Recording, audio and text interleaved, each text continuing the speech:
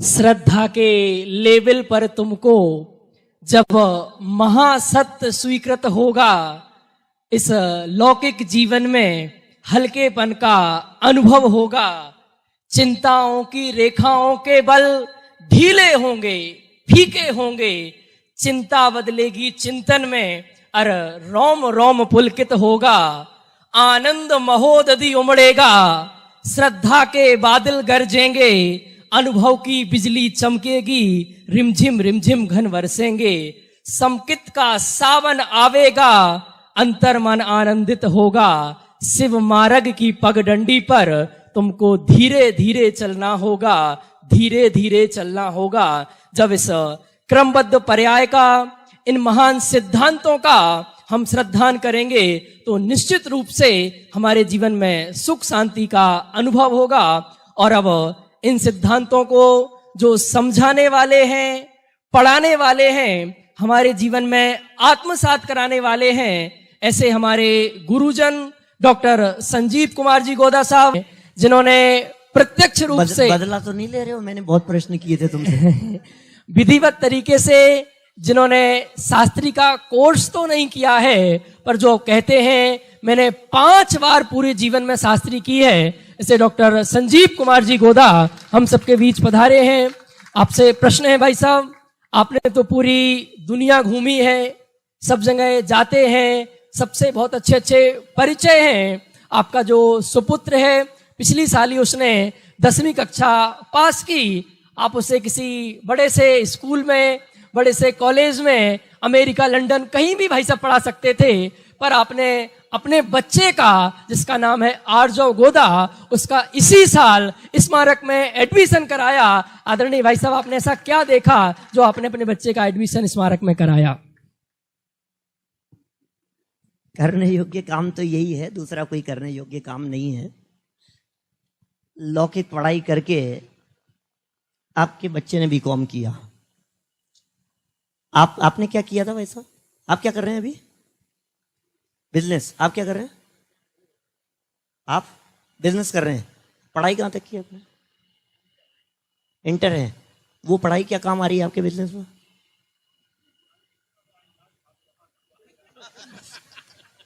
सीधी सी बात है, कुछ काम नहीं आती है, कुछ भी काम नहीं आती है सच में। उसको मैथ्स पढ़ा दो, साइंस पढ़ा दो, कुछ भी पढ़ा दो।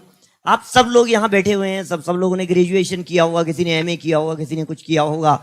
आज आपकी लाइफ में आपकी वो पढ़ाई क्या काम आ रही है? बोलो सब। सारे बिजनेसमैन लोगों से पूछ रहा हूँ, जॉब करने वालों से पूछ रहा हूँ, प्राइवेट जॉब करने वालों से पूछ रहा हूँ। वो लैब में ले जाकर के आपको वहां क्लास में, 10th क्लास के अंदर लैब में ले जाते थे और वहां वो ये नापते थे, उसमें वो क्या क्या काम आ रहा है, काम क्या आ रही है? वो चीज जीरो है ना वो। मैं तो लेट हो गया, मेरा बस चलता तो मैं तो बच्चे को स्कूल में पढ़ने नहीं भेजता। मैं सच कह रहा हूं।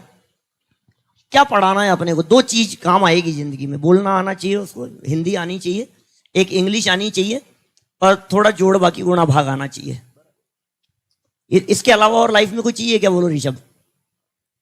3 के अलावा चौथी चीज आपके कुछ काम आ रही है क्या? बिल्कुल जीरो लगती है, बिल्कुल जीरो लगती है वो सारी चीज। और ये जैन तत्व ज्ञान वो है जो जीवन जीना सिखाता है। ये जीवन है भाई साहब। मैं बोल नहीं रहा हूं, मैं जीता हूं जैन दर्शन को, इसलिए कह रहा हूं मैं। जो कुछ मतलब नहीं है पूरी दुनिया से, कौन पूछ रहा है, कौन नाम ले रहा है, कौन बुला रहा है, कौन क्या कर रहा है। मैं अपने लिए पढ़ता हूं, मैं अपने लिए स्वाध्याय करता हूं मैं। तो जो चीज मुझे अच्छी लगी, उसका भी निर्णय था, उसकी मम्मी का निर्णय था, बच्चे का निर्णय था, हमारा भी निर्णय था, हमारी भी भावना थी कि वो क्या करना है। दुनिया भर के ऑप्शन खुले हुए थे उसके पास में, जो चाहता वो कर सकता था। लेकिन बचपन से ही उसके भी दिमाग में सेट था कि मुझे तो शास्त्री करना है, बस कुछ नहीं, मुझे जैन दर्शन पढ़ना है। अभी अनेकान जी ने कही ना जैसी बात, जनवाणी की सेवा करना है हमारे को, इसके अलावा दूसरा कोई काम नहीं है। मैंने भी बचपन से यही सोचा था, कुछ नहीं किया, मैं एक ही काम करना है, बस जनवाणी की सेवा करनी है, दूसरा कुछ नहीं, सिर्फ एक ही काम करना है। कठिन तो जरूर था, एक ही बच्चा था, और मेरे से ज्यादा तो वो, उनसे पूछोगे तो पता लगेगा ये क्या बात है। पूछने ही वाले हो अभी, कुछ शायद कुछ तो पूछोगे ना उनसे, तो वो जवाब देंगे वो उसके बारे में। वो तो भाई कुल मिलाकर के बात ये है, देखो, मैं और बहुत सारी बातें कह सकता हूं, समय की सीमा है, लेकिन इतना समझ लीजिए आप, कोई व्यक्ति ये नहीं चाहता कि उनका बच्चा चोर बने, कोई नहीं चाहता कि उनका बच्चा बेईमान बने, हत्यारा हो, है ना, गलत काम करे, सप्त व्यसनों में लिप्त रहे, शराब पीवे, मांस भक्षण करता हो, खोटे काम करता हो, पुलिस उन्हें पकड़ कर, कोई नहीं चाहता है ना।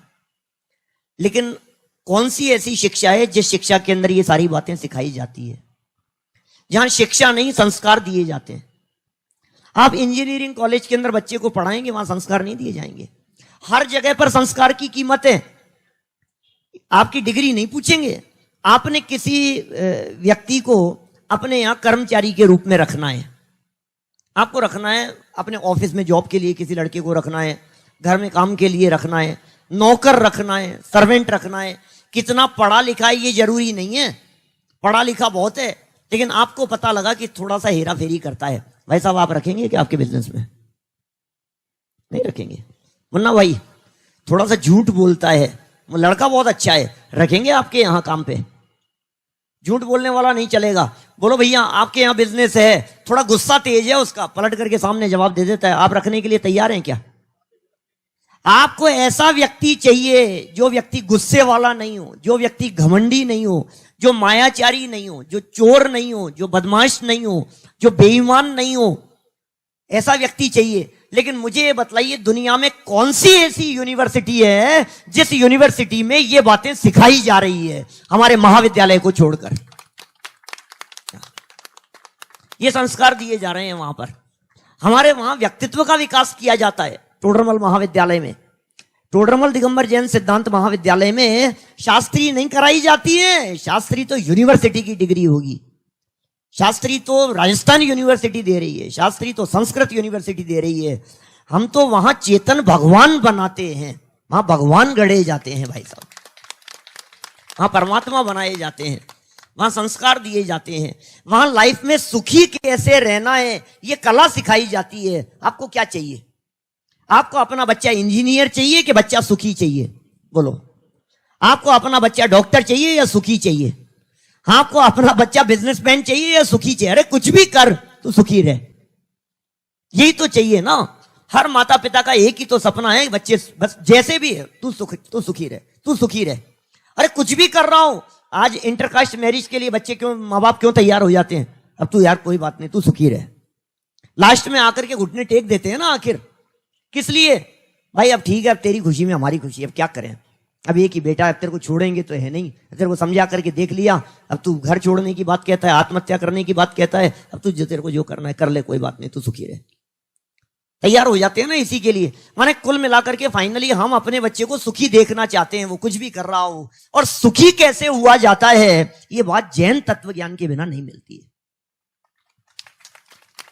ये जैन दर्शन के संस्कारों के बिना सुखी होने की बात नहीं मिलेगी, इसलिए हमने बच्चे को वहां भेजा। तो ये बात है। बहुत बहुत धन्यवाद आदरणीय भाई साहब का, जिन्होंने बताया। मेरा एक प्रश्न जो मैंने संदीप जी भाई साहब से पूछा था, आपसे भी पूछना चाहता हूं कि लोगों को लगता है अब तो बहुत बड़े विद्वान बन गए, अब जीवन में कोई समस्याएं नहीं आती हैं, पर क्या आपके जीवन में भी कोई समस्याएं आती हैं? और आती हैं तो उन्हें आप किस प्रकार हैंडल करते हैं? थोड़ा समाज को आप बता देंगे तो समाज बहुत लाभान्वित होगा। भैया मनुष्य जीवन ही समस्याओं का नाम है। आप यदि ये सोच रहे हैं कि हमारी लाइफ में कोई प्रॉब्लम्स नहीं आएगी तो आप बहुत बड़ी भूल में हैं। अभी तो चर्चा चल रही थी, उदय तो सबके साथ में आता है, बदलता रहता है। हाँ, पार्श कुमार मुनिराज की चर्चा चल रही थी, ऋषभ कुमार की चर्चा चल रही थी, सबकी चर्चाएं अपन ने देखी, कितने मुनिराजों के प्रसंग देखे। उदय तो सबके साथ में बदलता है, और समस्याएं हर व्यक्ति की अपने अपने लेवल पर होती है। मैं आपको समस्याओं की बात बतलाऊं, एक घटना मुझे याद आ गई। हम 2-4 साल पहले की बात है, हम शिकागो से हमें आना था, न्यू जर्सी में शिविर था हमारा। हम लोग वहां पहुंच गए। दादा, स्वर्ण जयंती के पहले की बात है भाई साहब। दादा के रीढ़ की हड्डी में इतनी प्रॉब्लम थी जिसकी आप कल्पना नहीं कर सकते, वो सीधे चल नहीं सकते थे। स्वर्ण जयंती महोत्सव के तत्काल बाद में उनका 12 घंटे का ऑपरेशन हुआ रीढ़ की हड्डी का, दादा का। शिकागो से निकले, वहां से निकले, 10 बजे की फ्लाइट थी, सुबह 7 बजे घर से निकल गए, न्यू जर्सी पहुंचना था। 11 साढ़े 11 बजे तक वो न्यू जर्सी पहुंचने वाले थे, हम लोग पहुंच चुके थे। वो वहां पहुंचे, सामान चले गया उनका। अब वो फ्लाइट के लिए गए, फ्लाइट लेट, बैठे रहे। सुबह से नाश्ता वगैरह कुछ ऐसा लाए नहीं थे, थोड़ा बहुत कुछ करके आए थे। फ्लाइट लेट हो गई, वहीं बैठे रहे। फिर फ्लाइट और लेट, सूचना आ गई कि भाई ये फ्लाइट थोड़ी देर से। फिर थोड़ी देर बाद में पता लगा कि वो फ्लाइट में बैठ गए हैं, फ्लाइट में बैठ गए, अब रवाना होने वाली है। फिर मालूम चला कि जिस फ्लाइट के अंदर बैठे हैं वो फ्लाइट नहीं उड़ रही है। 2 घंटे हो गए, अमेरिकन एयरलाइंस की फ्लाइट थी। 2 घंटे वहां बैठे रहे। उसके बाद में जो कुछ भी हुआ उनको वहां से उतार दिया गया। इसलिए उतार दिया गया कि फ्लाइट के अंदर कुछ प्रॉब्लम आ गई है। वो वापस वहां उतर गए। वापस उतरने के बाद में कहा कि अब आपको नेक्स्ट फ्लाइट के अंदर जाना पड़ेगा। हमारे पास में सूचना आ गई वहां कि वो नेक्स्ट फ्लाइट के अंदर दोपहर में 3 बजे रवाना होने वाले हैं। इस एयरपोर्ट पर ही है वो, खाने पीने की कोई व्यवस्था नहीं है, दादा भाई दोनों साथ में हैं। अब कमर में खतरनाक दर्द है, 3 बजे फ्लाइट से आएंगे, वो 3 बजे निकलेंगे वहां से। ठीक है, 3 बजे फ्लाइट का समय हुआ। बीच में उनके एयर टर्मिनल चेंज हुए, वहां से वहां गए, वहां से वहां गए, कुछ बड़ी कितनी समस्याएं। 3 बजे फाइनली वो फ्लाइट में बैठ गए। हमारे पास में सूचना आ गई, उन्होंने कॉल कर दिया, मैसेज मिल गया कि 4:30 बजे उनको लेने के लिए एयरपोर्ट पर जाना है। अब वो फ्लाइट के अंदर उड़े। उड़ने के बाद में क्या हुआ, 3 बजे वो फ्लाइट में उड़े और 1-1.5 घंटे में ही, जो फ्लाइट करीब 2 घंटे में पहुंचने वाली थी, 1.5 घंटे में फ्लाइट उतरी। और उनसे जो है उन्होंने देखा इतनी जल्दी कैसे आ गई फ्लाइट। तो मालूम चला आगे कहीं भयंकर तूफान आने वाला था। वो फ्लाइट दोबारा घूम करके शिकागो ही उतर गई। फिर वहीं वो रात को 3 बजे वो वहां पहुंचे, फ्लाइट दूसरी हो गई। फिर वो टिकट मिले नहीं, वो उनमें चेंज हो गया। फिर दूसरी एयरलाइन की फ्लाइट ली। रात को 3 बजे पहुंचे वो वहां। अब 3 बजे पहुंच गए तो उन्होंने पूछा सामान। बोले सामान तो अभी नहीं मिलेगा, सामान तो कल मिलेगा आपको, अभी यहां तो हमारे पास में तो है नहीं इस तरह का सामान। अब वो 3 बजे उनको ले आए, होटल में आ गए, सामान लगेज कुछ था नहीं।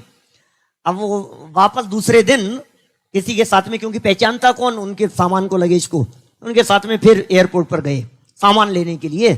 तो उन्होंने कहा कि आपका सामान तो है ही नहीं हमारे पास में। कि क्यों नहीं है? क्योंकि आपने तो सामान हमारा बुक करवाया नहीं था। अमेरिकन एयरलाइंस से आए थे, पहले यूनाइटेड एयरलाइंस से आने वाले थे। लगेज दिया था उन्होंने यूनाइटेड एयरलाइंस के पास में, सफर करके आए अमेरिकन एयरलाइंस से। बोले आपने तो लगेज हमारे दिया ही नहीं था, आपको मिलेगा कैसे? नहीं मिलेगा। यूनाइटेड एयरलाइन वालों के पास में गए तो उन्होंने कहा पैसेंजर ने हमारे यहां फ्लाई ही नहीं किया, आप लगेज मांग रहे हो? वो हमारे यहां उड़ा ही नहीं है।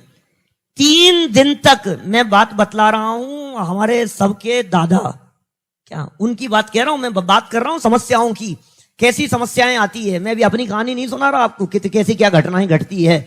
मैंने दादा के व्यक्तित्व में भी, उस उम्र में भी इतनी परेशानियां झेल करके भी सिर्फ एक बात दिमाग में रहती है, जिनवाणी की प्रभाव ना करना, बस। ये तत्वज्ञान जन जन तक पहुंचे, इसके अलावा और दूसरी कोई बात नहीं है। क्या प्रेरित कर रहा है उनको, क्या प्रेरित कर रहा है इस उम्र में, 85 साल की उम्र में? चला नहीं जा रहा है, शक्ति नहीं है, एक ही काम है, लोग सुनने के लिए बैठे हुए हैं। आज भी यदि सुनने के लिए आप यहां बुलाएंगे ना शाहदरा में, तो दादा आज गारंटी देता हूं आपको आने के लिए तैयार है। आप मन से बुला करके देखिए, वो आएंगे यहां, कोई दिक्कत नहीं, मना नहीं करेंगे आपको। तो ये सब उत्साह के काम है। आपने पूछा समस्याएं आती है क्या? समस्याएं तो बहुत आती है।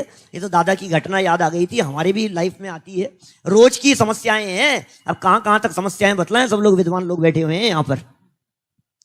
घर की समस्याएं तो है ही भाई, मनुष्योचित समस्याएं तो होगी ना। मनुष्य गति की जीव है, यहां से वहां भाग रहे हैं, वहां से वहां भाग रहे हैं। हमारा घर नहीं है, हमारा परिवार नहीं है, हमारे माता पिता नहीं है, बच्चे नहीं है, उधर बच्चे का काम है, उसका काम है, घर की दुनिया भर की झंझटें नहीं है। मैं अपनी बात नहीं कहता, किसी नाम भी लेना अच्छा नहीं लगता है, लेकिन हमारे समाज के किसी वरिष्ठ विद्वान ने मेरे से, कई भाई संजीव, शिविर में जाना होता है प्रवचन के लिए 4 दिन के लिए, तो 4 दिन की सब्जी लेकर के आना पड़ता है, रखना पड़ता है। हमारे यहाँ तो मेरे तो पिताजी हैं, सारी व्यवस्था संभाल लेते हैं। बिजली का बिल कौन जमा कराएगा? पानी का बिल आया हुआ कौन जमा कराने के लिए जाएगा? अभी ऑनलाइन की व्यवस्थाएं हो गई है थोड़ी थोड़ी। बच्चे को स्कूल से लेकर के आना है, उसकी पेरेंट्स टीचर मीटिंग है, आपने तो कह दिया आपको रुकना पड़ेगा। अब बताओ, ये समस्या नहीं है क्या विद्वान की लाइफ में? क्यों भाई साहब? आखिर मनुष्य तो है ही ना, परिवार में तो वो रहता ही है। गृहस्थ है भाई साहब, गृहस्थ है, पत्नी है, परिवार है, बच्चे हैं, सारी समस्याएं हैं। आपने तो कह दिया अरे पंडित जी क्या है 2 दिन के लिए रुक जाओ, बहुत उत्साह है, बहुत उत्साह है, मेरे साथ चलो ना 2 दिन के लिए आगे अपना बिजनेस बंद करके। कौन कौन तैयार है बोलो? कोई तैयार नहीं होता है, कोई तैयार नहीं होता है। सबको ये लगता है पंडित जी आएंगे, वो ठहरा देंगे, उनके प्रवचन हो जाएंगे, हम सुबह शाम आएंगे, दिन भर दुकान पर बैठेंगे, सुनाएंगे, बहुत अच्छा है, बहुत अच्छा है। अरे पंडित जी 2 दिन और रुक जाओ, पंडित जी 5 दिन और रुक जाओ, पंडित जी 5 दिन के लिए आ जाओ हमारे यहाँ। तुम जिंदगी दिख नहीं रही है तुम्हारे को। लेकिन भाई एक ही भावना है क्या, कि बस ये जिनवाणी का प्रचार प्रसार हो। जिन शासन की प्रभावना के लिए कमर कसी है, एक ही काम करेंगे, दूसरा कोई काम नहीं। घर चले तो चले, दुकान चले तो चले, दुनिया हिले तो हिले, जो होना हो सो होता रहे। कोरोना के समय में भी दौड़ता रहा मैं, दूसरी लहर के समय एक दिन नहीं रुका मैं, कंटिन्यू। लोग के अरे और कोरोना बढ़ रहा है, आप कहां जा रहे हो, आप वहां जा रहे हो, 20 जगह कार्यक्रम करके आए, सारे सब जगह घूम करके। कोई बात नहीं, जो होगा क्रमबद्ध क्यों पढ़ाते हैं, होगा हो जाएगा, उसमें क्या है। घर में होगा वो बाहर हो, या घर में बैठे रहने वालों के नहीं होता है क्या? तो ठीक है, ये सब चलती रहती है समस्याएं। आप क्रमबद्ध का विचार कीजिए, कर्म के उदय का विचार कीजिए, नए का विचार कीजिए। बहुत सारे सिद्धांत ऐसे हैं जो आपको प्रेरित करते हैं, आपको सहज रहने की कला सिखाते हैं।